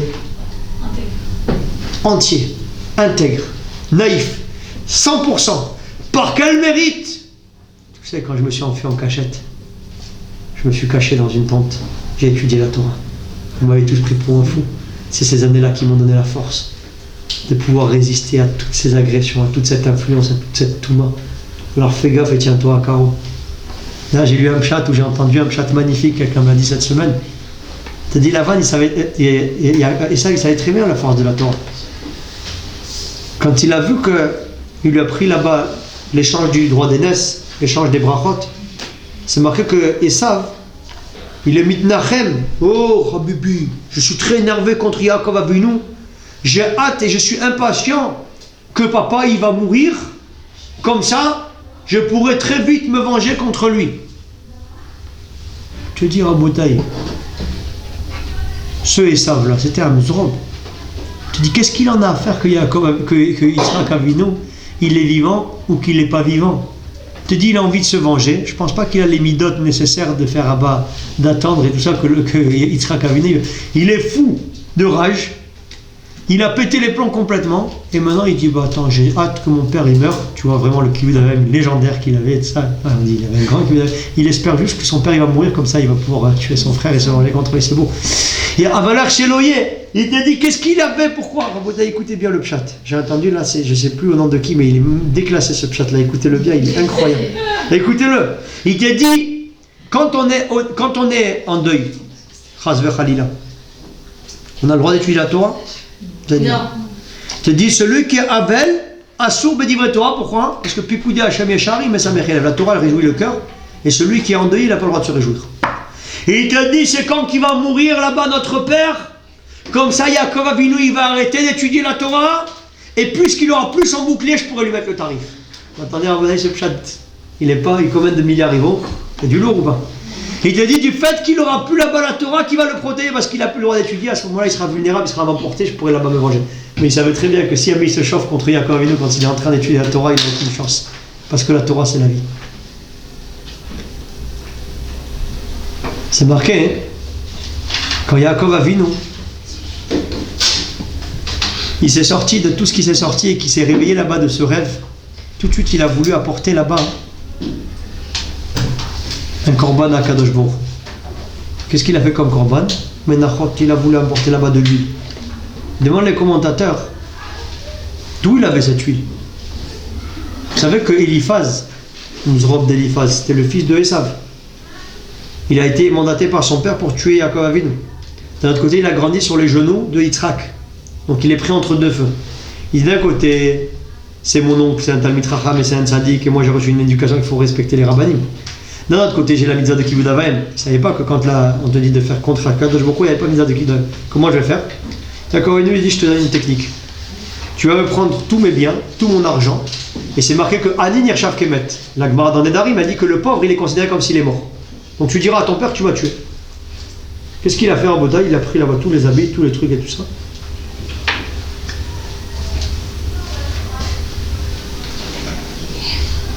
Va dire à ton père que je suis mort, que tu as accompli ta mission.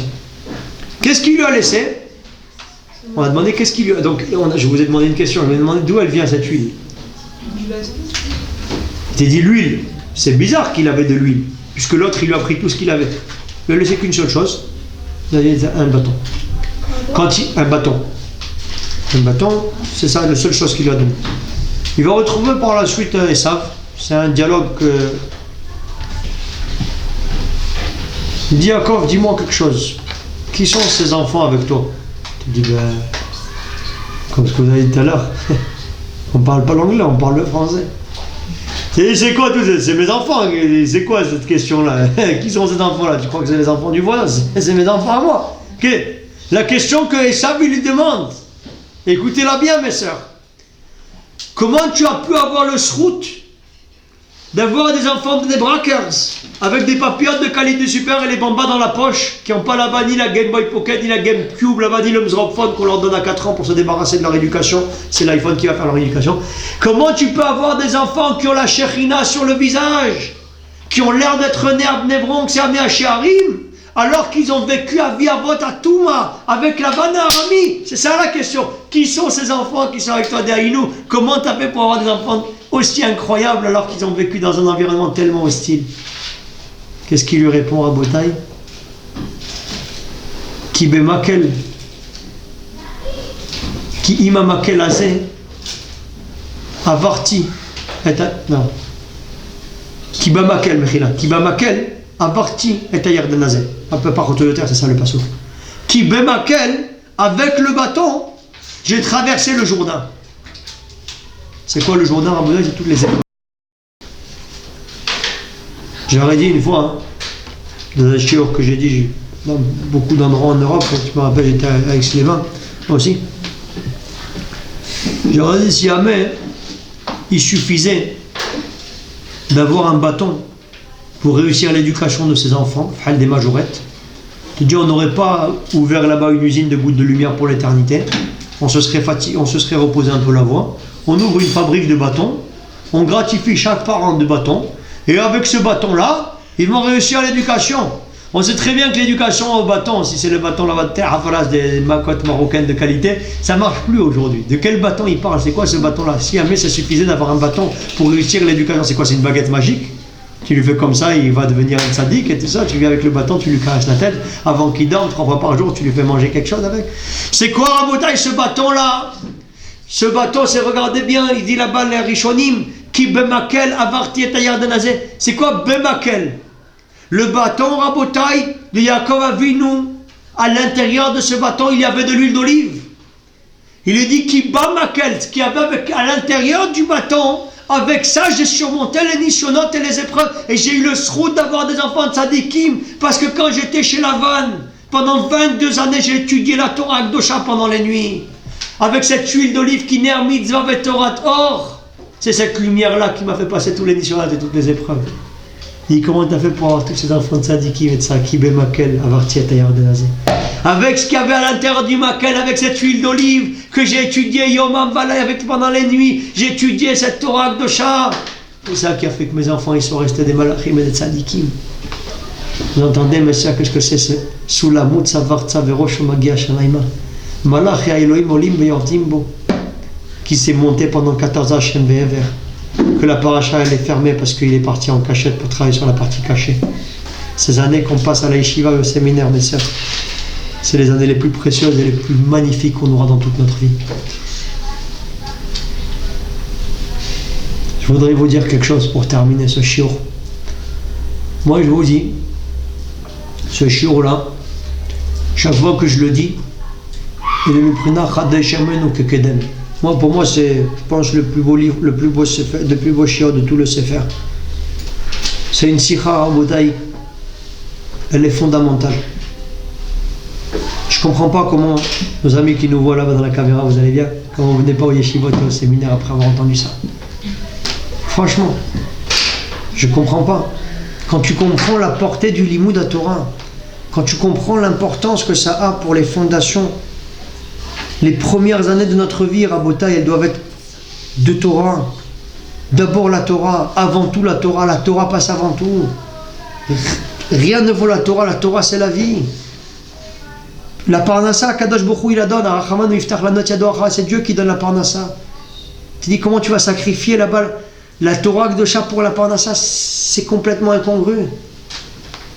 Je vous disais, Rav Kaplan nous racontait, et moi je le vois aujourd'hui à mon corps défendant. Tu rencontres parfois des élèves, des talmidim, des talmidot, des yeshivot, des séminaires, des bekomot de Torah. Et souvent, on s'attend à comment on va les trouver.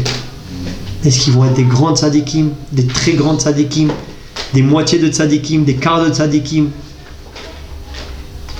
Comment il était quand il était à la yeshiva et au séminaire?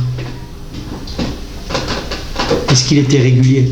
Et c'est pareil pour nos amis qui n'ont pas eu le mérite de venir à la yeshiva au séminaire. On peut étudier Baruch Hashem. Il y a des bâtis midrashot aujourd'hui. D'avoir une kviut etim la Torah, pas de regarder sur internet seulement, d'avoir un rave, de recevoir la Torah de façon régulière, de se construire, d'avoir des shiurim sur la construction de l'être, de construire avec des études sur texte qui nous façonnent, qui font notre personnalité, d'être attaché à un makom Torah, de faire l'effort, pas de regarder un TL sur son smartphone, là-bas il a 16 000 messages éclairs, entre 13 000 messages qui répondent là-bas, ouais franchement j'ai perdu un peu le fil, mais c'était un shiur déclassé. Répète, il ne peut pas répéter une phrase, c'est normal. Quand tu viens et que tu te fatigues et tu fais l'effort de venir jusqu'au shiur, alors là cet effort que tu as fait à Kadosh Baruch Hu, il te fait rentrer la lumière à l'intérieur de toi. Mais si tu crois que tu t'assois là-bas en train d'observer quelque chose, tu as 2 tensions, tu t'endors toutes les 2 secondes et tu reçois 16 000 messages et tu réponds en même temps, tu crois que c'est comme ça qu'on acquiert la Torah? Il n'y a pas de raccourci pour devenir tzaddik, Raboutaï. Je vous disais, les gens qu'on retrouve après et qu'on sait qu'ils sont devenus des tzaddikim, c'est comment ils se sont comportés à la yeshiva et au séminaire. Est-ce qu'ils avaient de téléphone? J'espère que c'est le cas de personne. Sinon, les fois chez les mains.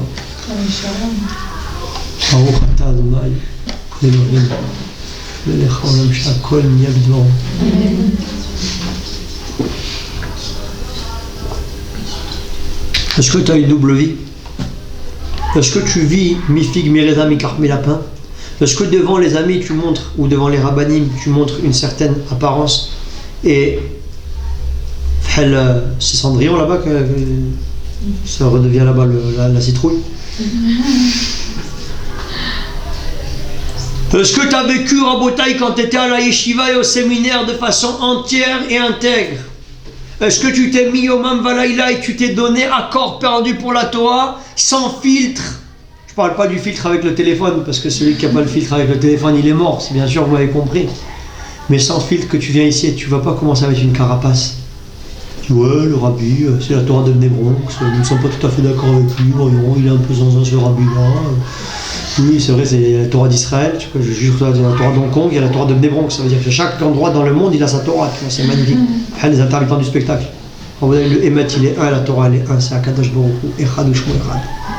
C'est-à-dire la Torah, elle est la même pour tout le monde. La Torah, Rabotaï, c'est Yichud Hashem qui est Mitzamtzem dans ce monde-là. C'est la Torah, c'est Hashem. Tu dis, à part, tu viens ici, tu rentres dans le mikvé. En fonction de comment quelqu'un il s'est investi au séminaire, tu vas savoir comment il va réussir ses enfants, son mari, son foyer, son couple, sa parnassa, son olamazé, son olamaba. Pareil pour les yeshivot. Tu vois les gens qui ont travaillé, qui se sont battus, qui ont été sérieux, qui ont été assidus, qui ont révisé les cours, qui ont répété les cours aux amis, qui ont appelé après le soir aux parents pour répéter les shiurim, qui ont essayé de partager la lumière avec le maximum, qui ont fait les Torah Nouyot, qui ont aidé, qui ont débarrassé, qui ont fait la rabotaï, les travails et les besognes et les choses du quotidien, qui ne se sont pas faufilés, qui ne se sont pas endormis à la table du Shabbat et après ils sont partis dormir comme on a dit la dernière fois, ou se réfugier dans les toilettes et après tu te sors quand tout le monde a arrêté on a tous expérimenté cette technique qui a fait ses preuves. Et il te dit, toi tu as été entier, tu t'es investi. Rabotaï, quand tu rentres dans le mikvé, si jamais tu laisses un ongle à l'extérieur du mikvé, la dvila, les psoula, on est tamé. Il faut rentrer, Rabotaï, dans le mikvé en sortant déjà le sheketz, qui est ce téléphone qui nous laisse un contact avec ce monde. De ne pas être toujours en prise avec son passé. De ne pas être toujours en prise avec l'impureté du monde dans lequel on vit, qui veut nous faire rentrer dans le Bet Kodesh HaKodashim et dans le sein des saints, du Olam HaTorah, de Olam HaYeshivot et à séminaire, dans la Tevat Noire, il veut te faire rentrer, Rahman al-Islam, le Satan. Il t'a dit, tu dois rentrer dans cet endroit. Tu dois venir à Rabotaï. Tu es nu. Pas que tu commences à te mettre une carapace et tu commences à filtrer, te dire ça c'est pour moi, ça c'est pas pour moi, ce chiot là ça va, celui-là non, ce qu'il a dit là c'est bien, mais Rabotaï, t'es qui Rabo? T'es qui? Tu crois que c'est ma Torah à moi? C'est la Torah des Gdolé Israël, c'est la Torah d'Hachem, c'est la Torah qu'on a reçue au Har Sinaï de Moshe Rabbeinu, jusqu'à nous qui sont les transmetteurs du message plurimillénaire et intemporel de Dieu. Tous ceux qui sont venus et qui ont commencé à faire TPS, canal satellite, la religion à la carte, ils ont pris là-bas les choses et ils ont fait le truc à leur sauce. La tchoutouka. Ils ne sortent pas de quoi que ce soit. Celui qui est venu et qui a travaillé sur les Chelek Anistar, qui a travaillé les Shem Shamaim, qui a travaillé pour Akadosh Baruch Hu Sof Maaseh, de Marshava Techila. C'est les pensées que vous avez aujourd'hui, mes sœurs, quand vous êtes en train d'étudier, de prier, de vous construire, de faire chesed, d'aider les sœurs qui sont autour de vous, d'aider les gens, d'aider le fonctionnement du séminaire, de participer activement à ce qu'on puisse réussir dans une yeshiva, dans un séminaire, dans un makom Torah. C'est ça, Rabotaï, qu'on fait dans le secret des cieux, que personne ne voit, il n'y a que Dieu qui est témoin, personne ne te voit. C'est ça qui fait qu'après, quand tu arrives dans les nisyonotes, tu peux tenir dans toutes les situations. Ceux qui ont été sérieux dans les mécomotes où ils se sont construits avec les racines, quand il y a le vent, il tient comme un roc. Celui qui a été branlant, celui qui a été mi-figue, mi-raisin, mi-carpe, mi-lapin, qui a pris les choses un petit peu à la légère, qui venait, qui était un petit peu irrégulier, à Botaï, quand il y a les nisyonotes, tu vois là-bas la différence entre les uns et les autres. On peut voir, Aoudaï, les gars qui vont sortir de chez nous, tu peux savoir s'ils vont réussir leur vie ou pas en fonction de comment on s'est comporté et comment on s'est conduit dans ces années-là où on est en train de travailler sur le Chelak Hadistar de notre personne. Vas-y, Ratson, qu'on puisse, Bezrat Hashem Idbarach, profiter de ces années bénies que Dieu nous a donné à vivre. Qu'on puisse être Zocher Hashem d'être Menatzel, Kol Shnia avec Kol Rega. Qu'on puisse avoir le mérite de investir corps et âme, Virvod Akadosh Baruch Hu, avec la joie, la bonne humeur, avec le sourire, avec la volonté, avec le ratson, avec le cœur pur, avec Rabotai. On s'empresse pour arriver au shiur à 8h36, ni 37, ni 40. À 15, c'est moi qui n'étais pas là aujourd'hui, mais c'est pas grave, vous pouvez m'attendre une fois dans votre vie, au moins ça me fera le petit coup de le début de l'année, c'est moi qui vous ai attendu. Et il t'a dit, Rabotai, tu viens avec empressement, tu viens avec la joie de vivre, avec la gaieté de cœur, tu viens, tu mets le feu avec ta bonne humeur, tu viens Rabotai avec tout cet amour d'Akadosh Baruch Hu. Et cet amour-là, qui sont les racines de Sof Maaseh Marshava Techila, ces bonnes pensées qu'on a, elles se transmettent dans les gènes de nos enfants jusqu'à la venue du Goël Tzedek, qu'on puisse mériter, Bezrat Hashem, de faire Binyan Adead avec le Bet Amikdash Ashlishi qui viendra se reconstruire, Bezrat Hashem, à l'intérieur de nous, et Bezrat Hashem avec le Mashiach Tzidkenu, Amen.